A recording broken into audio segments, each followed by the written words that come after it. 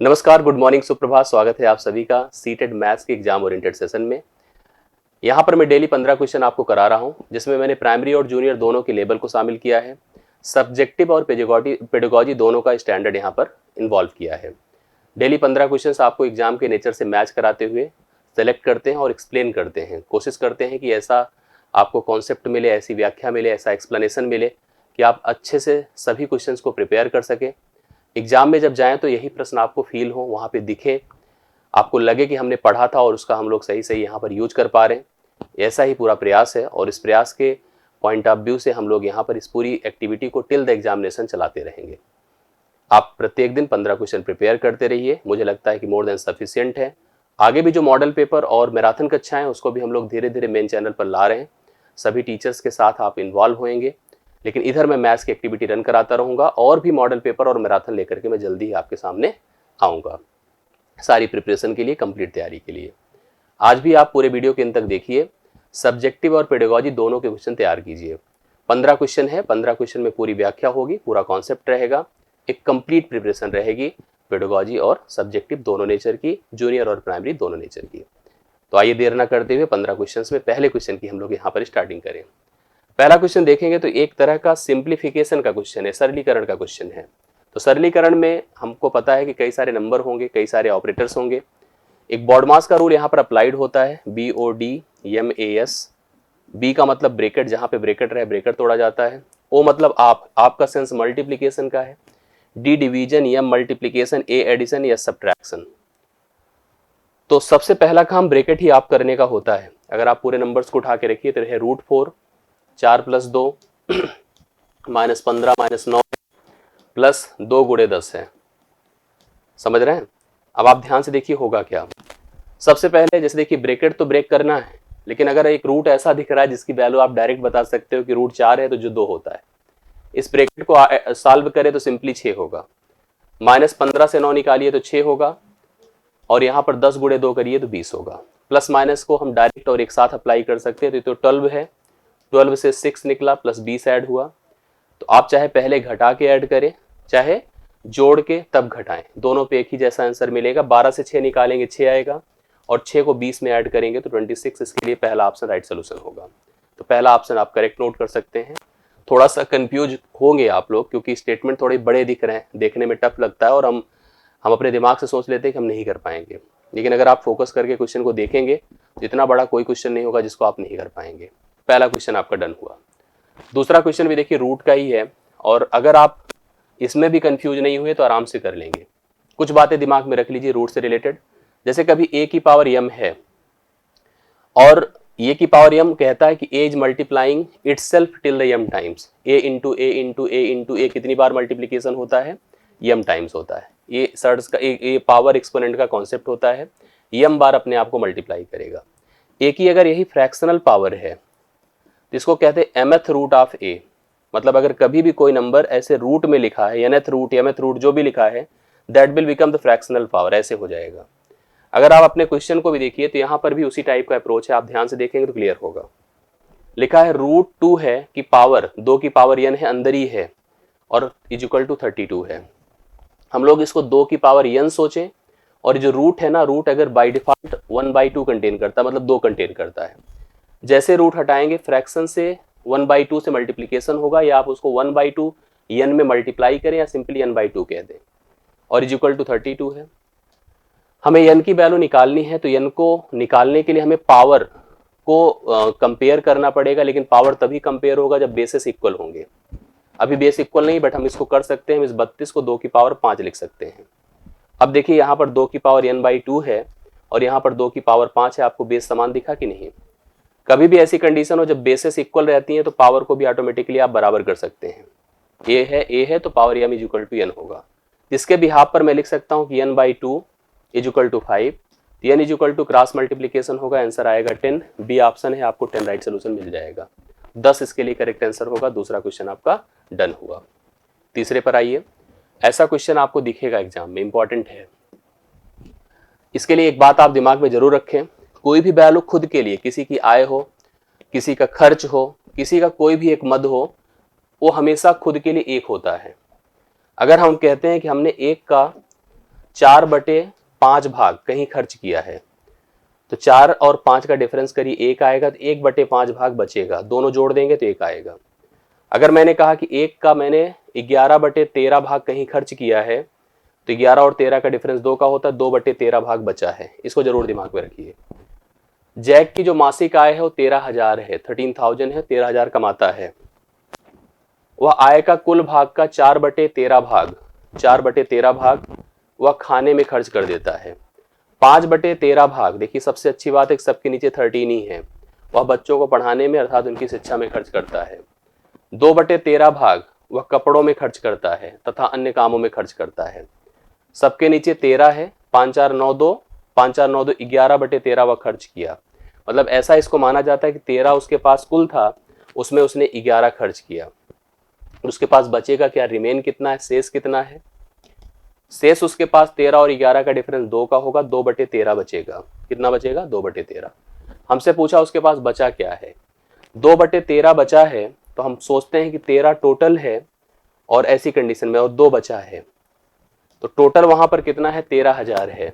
तो 13 की तुलना 13,000 से कर दो और बचा है 2, तो 2 बराबर क्या होगा, 13 1000 बार 13,000 होता है और 2 से गुणा कर दे 2,000 आएगा। तो इसका राइट सोल्यूशन कितना होगा, 2000। Option number A correct answer है। पहला ऑप्शन 2000 उसके पास बचा हुआ है, तीसरे क्वेश्चन का करेक्ट हल 2000 है, that is in option A. Third देखिए, थर्ड हो गया। फोर्थ देखिए, ये बंदर वाला क्वेश्चन भी बड़ा अच्छा होता है, इसके लिए मैंने वीडियो बना रखा है, आप देखेंगे तो मिल जाएगा आपको। इसका पूरा थीम कॉन्सेप्ट मैंने वहां पे बताया है, लेकिन फिर भी देखिए इसमें होता क्या, एक खंबा होता है, ऐसे एक खंबा है, इस खंबे की अपनी सर्टेन हाइट है, जैसे इसमें कितना दिया है, 40 मीटर। बंदर जो है आदमी की तरह तो होता है, खंबे पे उछलकर चढ़ने का प्रयास करता है। और कैसे चढ़ता है, देखिए इसने कहा कि 1 मिनट में वह 4 मीटर तो चढ़ जाता है, ऐसे 1 मिनट लगता है और 4 मीटर चढ़ जाता है, 4 मीटर, हम 4 मीटर लिख देते हैं। लेकिन अगले ही पल खिसकता है और 1 मिनट तक खिसकता है, देखिए लिखा होगा 3 मीटर फिसल जाता, और देखिए और 3 मीटर उसी 1 मिनट में फिसल जाता है। तो क्या करता है, 3 मीटर जब भैया फिसलता होगा तो यहाँ कहीं 1-2 मिनट में, जैसे आप ऐसे समझिए कि उसी 1 मिनट में, देखिए एक ही मिनट में, अलग अलग नहीं है, 1 मिनट में 4 मीटर चढ़ जाता है और 3 मीटर फिसल जाता है, मतलब कहीं अलग से समय की बात नहीं की गई है। उसी में ही एक ही मिनट में 2 काम होता है, 4 मीटर तक ऊपर जाता है और 3 मीटर तक नीचे आता है। मतलब कुल मिला के हमें समझ गए कि वह 1 मिनट में केवल 1 मीटर ही चढ़ पाएगा। वह 4 ऊपर गया, 3 नीचे आया, तो कंफर्म हो गया कि 1 मिनट में वह केवल 4 मीटर ही ऊपर, 4 चढ़ा तो था लेकिन 3 फिसल गया, तो केवल 1 ही मीटर चढ़ पाएगा। अब खंबे की ऊंचाई कुल 40 है, उसे 40 मीटर लंबा है जो खंबा है उसके ऊपर तक पहुंचना है। पहुंच के गिरना अलग बात हो गई, लेकिन पहुंचना है, और पहुंचने के लिए हमको डिसाइड करना है कितना होगा, कितना समय लगेगा। जैसे वह चढ़ता रहेगा हर मिनट में, आप खुद ही सोचो कि पहले मिनट 1 मीटर, दूसरे मिनट 2 मीटर, तीसरे मिनट 3 मीटर, चौथे मिनट 4 मीटर, लेकिन हर मिनट में क्या होता है इसको जरूर ध्यान दीजिए। 4 मीटर चढ़ता होगा, 3 मीटर गिरता होगा। सबसे पहले चढ़ता है, अगर वहीं पे कोई हाथ दे दे रोक लेना तो रुक जाएगा, लेकिन फिसल जाता है वो। हम ऐसे ही बढ़ते जा रहे थे, एक समय आएगा, ध्यान से देखिएगा, जब 37, जैसे देखिए जब 36 मिनट होगा तो वह 36 मिनट होने पर वह 36 मीटर चढ़ जाएगा। मैं यहाँ पे क्यों रुक रहा हूं, क्योंकि उसकी अधिकतम उछाल जो है ना वो 4 मीटर की है, अधिकतम उछाल, इसीलिए मैं 36 पे रुका। 36 को मैंने कहां से प्राप्त किया अभी बता दूं, 40 टोटल था, उसमें से 4 घटाया जो उसकी अधिकतम उछाल होती है, जो पहले चढ़ लेता है, 36, इसलिए मैंने रुक गया, मैं यहाँ पे 36 पे रुक गया। 36 मिनट में वह 36 मीटर ऊपर है, मतलब यहाँ पे पहुंच चुका है। अभी ऊपर उसको चढ़ना है, ऊपर उसको चढ़ना है। अब जैसे ही अगले मिनट वह 37वें मिनट उछाल लगाएगा तो 4 मीटर चढ़ेगा और खंबे के पीक पर पहुंच जाएगा। अब फिसले ना फिसले, वहीं कोई हाथ दे दे रोक ले तो बड़े आराम से रुक जाएगा, मतलब 37 मिनट को लगेगा। ध्यान देना, ऐसे क्वेश्चन में आपको सबसे पहले इस टोटल हाइट को, सबसे पहले तो ये डिसाइड करो कि वह 1 मिनट में कितने मीटर चढ़ा, 1 मीटर। टोटल हाइट जो हमारी होती है जो 40 थी, उसमें से उस अधिकतम उछाल को घटा दीजिए जो 4 मीटर है, तो 36 बचा। अब जब 1 मीटर वह 1 मिनट में चढ़ता है तो 36 मीटर वह 36 मिनट में चढ़ा होगा। कितने? 36 मिनट में 36 मीटर। अगले ही पल 1 मीटर वह 1 मिनट में चढ़ेगा और वहीं पे कोई उसको रोक लेगा, पकड़ लेगा, या रुक जाएगा या गिर जाए, हमसे क्या फर्क पड़ता है, चढ़ तो गया ना। वह चढ़ गया, केवल 1 मिनट और लगा। इसका मतलब इस प्रश्न का उत्तर 37 मिनट होगा। बहुत सारे लोग गलती से 40 लगाएंगे, लेकिन गलत हो जाएगा। 40 नहीं लगाना है, आपको ध्यान देना है कि वह 1 मिनट में 1 मीटर, दूसरे मिनट में 2 मीटर, तीसरे मिनट में 3 मीटर, चौथे मिनट में 4 मीटर, पांचवें मिनट में 5 मीटर, ऐसे चढ़ता रहेगा। समझ रहे हैं? अब आप अगर सोच रहे हो कि 40 क्यों नहीं सर, तो सोचिए क्यों। जब वह 39वें मिनट पहुंचेगा तो 39 मीटर अगर आपके हिसाब से चला जाए तो अगले मिनट वह 4 मीटर ऊपर जाएगा, तो क्या खंभे से ऊपर चला जाएगा? नहीं, ऐसा सोचो। इसके लिए आपको टोटल हाइट को अधिकतम उछाल से रिड्यूस करना होगा। तो 36 मिनट में 36 मीटर वह चढ़ा है। अब एक ऐसी पोजीशन सोच दो जिससे कि अगली उछाल तक वह अधिकतम पीक तक पहुंच जाए, और पहुंच गया तो वहीं रोक लो। मतलब 36 के बाद 1 मिनट और लगा, 37 मिनट में खंबे की अधिकतम हाइट तक पहुंच जाएगा। तो इसका उत्तर 37 होगा। राइट सोल्यूशन आप मान लीजिए। चौथा हो गया। पांचवा देखिए, एक ताजा मछली को सुखाने पर उसका भार 1/3 रह जाता है। ये क्वेश्चन जो है बड़ा अजीब सा है शब्द। हालांकि मछली है, जानवर है, जीव है, लेकिन इसे खाने पीने के लोग यूज करते हैं। मैं किसी को कुछ कहूँगा नहीं, लेकिन बड़ा मुझे अजीब लगता है। हालांकि ये प्रश्न है तो अब करना ही पड़ेगा। ताजा मछली को सुखाने के लिए 1/3 रह जाता है। सुखा देते हैं तो 1/3 रह जाता है। जितना उसका वेट है उसका 1/3 ही रह। कोई भी चीज आप फल सुखा दीजिए, वो भी सूख करके अपने ओरिजिनल वेट से कम हो जाएगा। कोई भी चीज जब सूखती है तो ओरिजिनल वेट से कम हो जाती है। ताजे मछली को भी सुखाते हैं तो वह 1/3 ही रह जाती है। जितना वह किलोग्राम ओरिजिनली थी उसकी 1/3 रह जाएगी। सुनीता ने ताजी मछली खरीदी और 1500 किलो खरीदी। कितनी खरीदी? 1500 किलो। किस रेट से खरीदी? 25 रुपए प्रति किलो की खरीदी ताजे को। पैसे कितने खर्च किए होंगे? 00, 25 पंचे 125, 25 1 के 25, और जोड़ दे तो 37,500 रुपए में उसने ताजी मछली खरीदी है। 1500 किलो खरीदी है। लाके उसने सुखा दिया। जब सुखा दिया तो जो 1500 किलो थी ये 1/3 होगी, तो केवल 500 किलो बचेगी। कितना बचेगी? 500 किलो। जब वो खरीद रही थी ताजी तो उसको 25 के भाव से मिला था और इतने पैसे उसने खर्च किए थे। अब उसकी मछली केवल 500 केजी रह गई। अब उसने बेचना शुरू किया और उसने भाव लगा दिया कितना? 80 रुपए पर केजी। तो अब उसे पैसे कितने मिलेंगे? 500 इंटू 80, मतलब 40,000 मिलेगा। सोचिए, उसने 37,500 में खरीदा था 1500 केजी, और 500 ही केजी को, क्योंकि 1/3 रह गया, 80 के भाव से 40,000 में बेच दिया। उसे कितने पैसे का फायदा हुआ, कितना कमाया? 40 से अगर हम 37,500 घटाएंगे 40,000 से, तो आपको 2,500 रुपए मिलेगा फायदा। 2,500, 2,500 रुपए का बेनिफिट उसे मिला है। बी ऑप्शन में दिया गया। होप सो समझ में आया होगा आपको। छठा देखिए, नदी में एक नाव की चाल। एक नदी है, ऐसे पानी है, एक नाव है, बोट, ये देखिए बोट है, जिसकी स्पीड जो है 20 किलोमीटर प्रति घंटा है। 20 किलोमीटर प्रति घंटा है। एक दूसरी नाव भी है जिसकी चाल, एक नाव और है जिसकी चाल है 23 किलोमीटर प्रति घंटा। और सबसे अच्छी बात, ये दोनों नावें एक ही दिशा में एक ही स्थान से एक समय पर चलती हैं, यहीं से। अब आपको कंफर्म है कि हर घंटे यह 3 किलोमीटर की मार्जिन सेट करता रहेगा, दूर होता रहेगा, क्योंकि यह स्पीड में स्लो है, स्पीड में ज्यादा है। तो हर घंटे 3 किलोमीटर का डिफरेंस दोनों के बीच होता रहेगा, बढ़ते रहेंगे। तो ये लोग चलते हैं कुल मिला के कितना? 3.5 घंटे। और पता करना है कि दूरी कितनी रह जाएगी। 1 घंटे में 3 किलोमीटर, क्योंकि डिफरेंस दोनों की चालों में 3 का है। 1 घंटे में जो दोनों के बीच की दूरी बनती है वो 3 किलोमीटर की। और घंटे कितने चले? 3.5। 3.5 मतलब 3 सही 1/2। आप इसको लिखिए 3 3 3 9 10/2। 3 दूना 6 होता है, 9 नहीं होता है। 7/2, 21/2 होगा। 10.5 किलोमीटर की दूरी रह जाएगी, जो कि ऑप्शन नंबर सी में दिया गया है। भाई हर घंटे 3 किलोमीटर का फासला होता जा रहा है दोनों के बीच में। और 3 घंटे की बात है, 1 घंटे में अगर 3.5 घंटे की बात है, अगर 3 किलोमीटर का फासला है 1 घंटे में, तो 3.5 में 3.5 का 3 से गुणा करें, 10.5 किलोमीटर की मार्जिन दोनों के बीच में बन जाएगी आफ्टर 3.5 आवर। ठीक, इस क्वेश्चन का सही सोल्यूशन छठे का कितना हो गया है? C option 10.5 kilometre. आयशा के पास केवल 2 प्रकार के सिक्के हैं, एक तो 5 रुपए का, दूसरा 10 रुपए का। 2 प्रकार की कॉइन्स है उसके पास। उसके पास सिक्कों की कुल संख्या 25 है।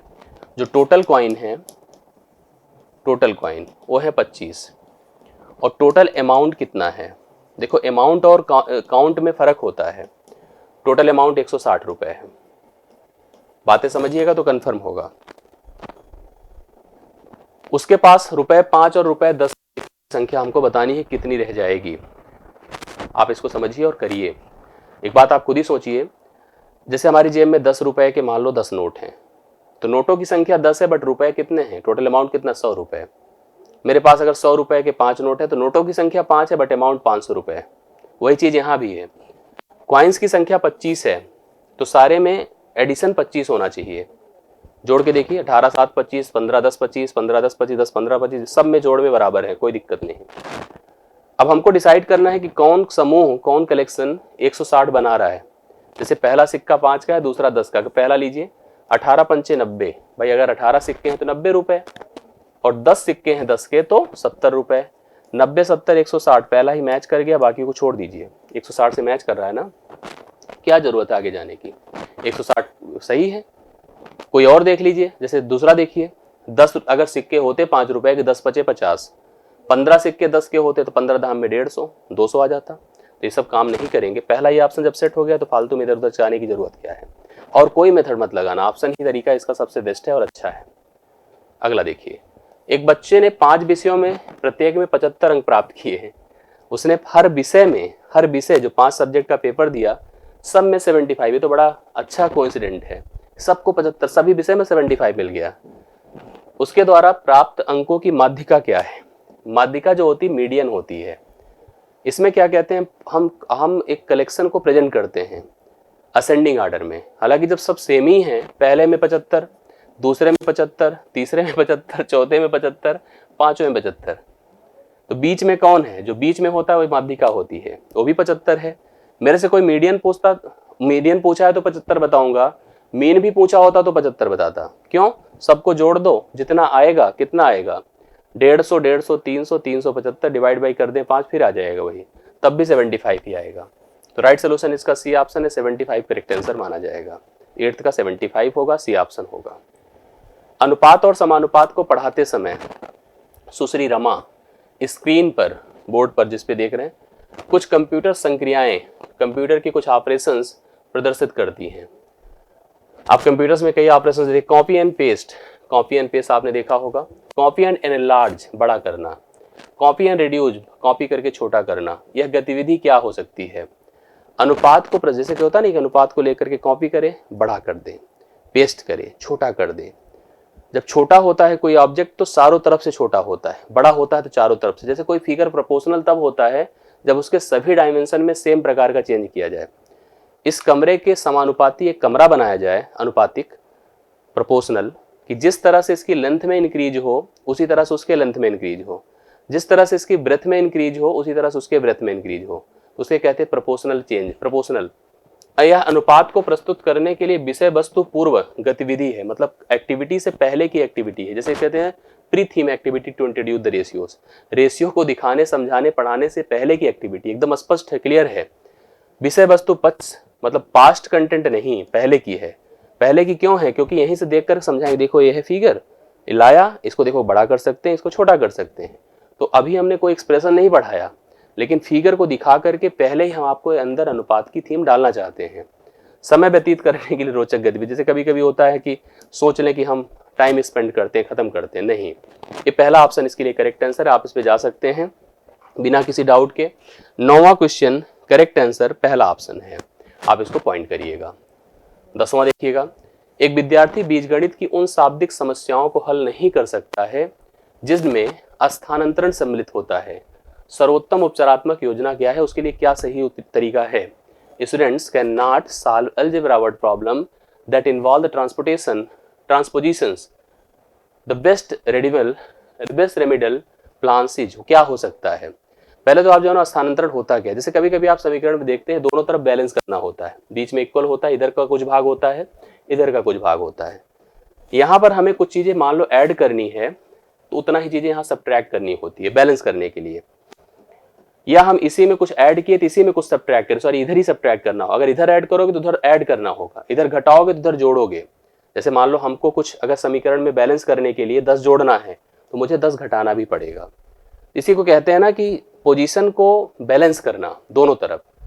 कह रहा है इसके लिए जो है क्या सबसे अच्छा, इस कर नहीं पा रहा बच्चा इस तरह की एक्टिविटी। बहुत तरह के समीकरण बनते हैं, आप फेस किए होंगे, जहां पे रिप्लेसमेंट होता है, ट्रांसपोजिशन होती हैं, उसको कैसे मैनेज करें, उसके लिए क्या सही तरीका हो सकता है।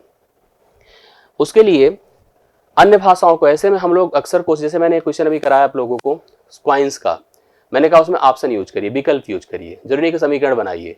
आप समीकरण, जब आपको नहीं क्लियर हो पा रहा समीकरण बना, अब वहां भी मैं समीकरण बना सकता था, 5 के सिक्के n मानता, उसके सिक्के यम मानता, यम प्लस एन था ना, सिक्कों की संख्या कितनी थी, सिक्कों 15 थी, और उसके बाद 5 गुणे n करता, 10 गुणे यम करता, एक समीकरण और बनता। तो समीकरण के सहारे ना जाकर के मैंने सीधा ऑप्शन का सहारा लिया। यहां भी अगर ऐसी स्थिति हो तो हम विकल्प विधि का यूज करेंगे। विकल्प विधि से समानता से प्रत्यय को समझाना होगा, to explain the concept of equality with the method of choice का यूज करके। बाकी अगर सोचे अन्य भाषाओं को शाब्दिक समस्याओं के समाधान के लिए अधिक पक्ष देना नहीं, प्रश्न देना, छात्र को शाब्दिक समस्या का अर्थ आसान भाषा में समझाना नहीं, संख्याओं के स्थानांतरण के अभ्यास के लिए अधिक प्रश्न नहीं। इसका विकल्प ही ऑब्जेक्टिव है, विकल्प ही सही तरीका है कि आप विकल्प से ज्यादा अच्छा इसको एक्सप्लेन कर सकते हैं, ये सही तरीका है। 10वां हो गया। 11वां देखिए, दो संख्याएं हैं जिनका एलसीएम और एचसीएफ दिया है, उनमें से एक संख्या को, संख्या तो नहीं पता बट उसका रिलेशन पता है। आपको क्लियर होगा एलसीएम इंटू एचसीएफ जो होता है वह संख्याओं के प्रोडक्ट के, मतलब संख्या के प्रोडक्ट जो होते हैं वो एलसीएम एचसीएफ के प्रोडक्ट के बराबर होते हैं। आपको एलसीएम तो पता है, आपको एलसीएम पता है, आपको एचसीएफ भी पता है, बट संख्या कोई नहीं पता है। लेकिन दूसरी पूछ रहा है और पहले को रिलेट करने का सिस्टम दिया है, कहा है उनमें से जो एक संख्या है अगर मैं उसको 31 से भाग करूं तो 9 भागफल आएगा और 18 शेषफल आएगा। तो आप ऐसे समझिए उस संख्या को आप पता करना चाहते हैं किससे भाग करके, 31 से 9 भागफल आएगा और 18 शेषफल आएगा।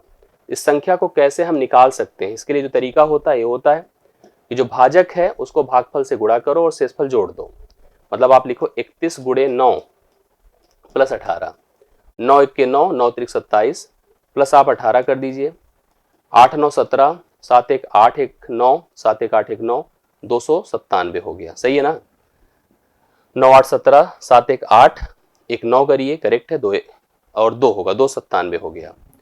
तो पहली संख्या 297 हो चुकी है, 297 है। दूसरी संख्या नहीं पता है, निकालना हम लोग को। तो नियम ये होता है कि दूसरी संख्या निकालने के लिए इसके प्रोडक्ट को इस पहली संख्या से भाग करिए, 297 से। 11 से कट रहा है, 11 दूना 22, 11 7 बार, 11 3 बार। फिर देखिए 3 9 बार होता है, 3 खत्म हो गया, 9 से इसको डिवाइड, 9 1 के 9, 5 8, 9 6 54, 9 5 45, 165 आएगा, 165 राइट सोल्यूशन होगा। बढ़िया क्वेश्चन है, मतलब जो कॉन्सेप्ट है थोड़ा सा डिफरेंट वाक्यों के नेचर में, तो आप इसका 11वां नोट कर सकते हैं, 165 करेक्ट हल होगा।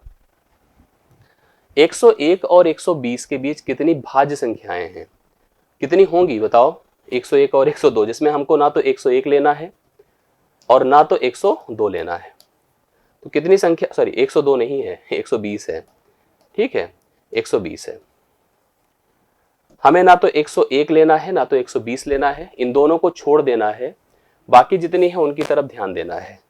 उसमें भी हम पहले तो चेक कर लें कुल कितनी हैं, ठीक है। अगर हम 101 और 102 के 20 के बीच जा रहे हैं तो कुल कितनी संख्या अपने पास है। 102 से शुरू होगा और 119 तक जाएगा। बहुत आसान सिस्टम होता है, इससे इसको घटा दें 17 होगा, बटे 1 करें 17 ही हो गया, 17। और उसके बाद उसमें क्या कर दे, जैसे सिंपल सा कोई, मतलब ऐसा कोई खास नहीं है कि बहुत ज़्यादा इसमें हम लोग को सोचने की बात है। आप ऐसे समझ लीजिए और एकदम क्लियर हो जाएगा, बहुत कोई दिक्कत की बात नहीं है। इनके बीच पहली चीज कितनी अभाज्य संख्या, कितनी संख्या है ये हम डिसाइड कर लें। किसी के बीच कितनी संख्या है कैसे डिसाइड, जैसे मान लो अगर 101 से लेके 120 तक होता तो 20 संख्या होती, 2 संख्या निकाल दे 18 बची हैं। अब 18 में कितनी अभाज्य हैं घटा दें, जितने भाज्य होंगे वही होंगे, यही कॉन्सेप्ट है। हमसे भाज्य पूछा, हम डायरेक्ट भाज्य भी बता सकते हैं। जैसे मैं आपको बताऊं कि होगा क्या, 102 भाज्य है, 103 नहीं होगा, 103 किसी से नहीं करता, 104 होगा, 105 भी आपका भाज्य ही है। आप अगर देखिए तो यहाँ पर यह भी भाज्य है, 103 नहीं है, 106 भी भाज्य है, 107 नहीं होगा, ठीक है, 108 भी भाज्य है, 109 नहीं होगा, 110 भाज्य है, 111 आप अगर सोचें तो देखिए यहाँ पर थोड़ा सा एक चीज हमने एक दिन शायद आपसे डिस्कस किया था कि अगर कभी अभाज्य सोचना है ना तो आप उसको ऐसे सोचा करिए, 6 का पहाड़ा सोचिए।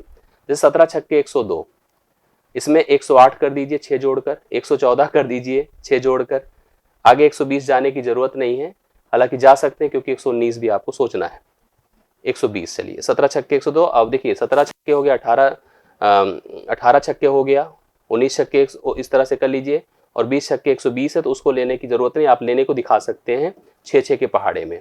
इसके एक पहले इसके एक बाद, देखिए दोनों अभाज्य हैं।